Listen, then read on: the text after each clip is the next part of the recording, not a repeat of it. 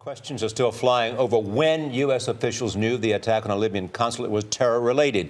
This morning, we know that a terror suspect now in custody in Tunisia claimed responsibility on Facebook just hours after the attack.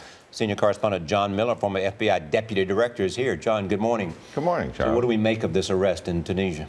Well, this is somebody we've been tracking for a while. This was an individual who was in custody a couple of weeks ago in Turkey, and the FBI was actively trying to get an interview with him in Turkey, and the Turks deported him to Tunisia.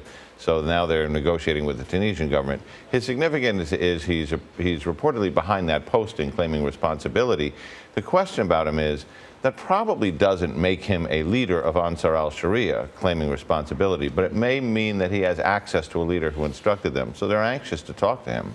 Go ahead. What about I should also add in, they believe he was there at the scene in the attack, not just posting information. What about these emails that have been obtained? There are many critics of this administration who say they are a smoking gun because in the 24 hours after the attack, we have this group claiming responsibility on Facebook.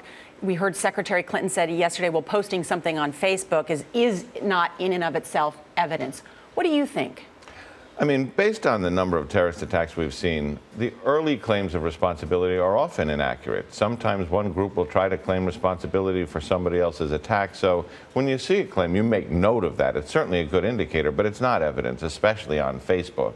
So what has happened since, and this is the significance, is they've gotten signals intelligence, they've gotten intercepts, they've gotten human source information, they've actually got video of the leader of the group on the scene. So now they can lay a lot more evidence on top of that claim to say it's probably correct. Cheryl Atkinson of CBS was the first to report these emails, we should point out, yesterday. But what about the argument? These emails suggested there were terrorists claiming responsibility. Wasn't it wrong for the administration to go out with talking points provided by the Intelligence Committee and suggest it was spontaneous and based on a YouTube video? Certainly in a vacuum that would be true. But when you consider what we were doing, we were getting information from Libyans, we were getting information from journalists on the ground. Everybody on the first day was reporting it was a demonstration or a protest that got out of hand. This is the way intelligence works, and this is one of the things that I kind of stand back at this and look at. I've been through dozens of crises where you're watching real-time intelligence come in, flash reports from the scene, and then you get that information, you analyze it, you get new information, you reassess, you're constantly updating.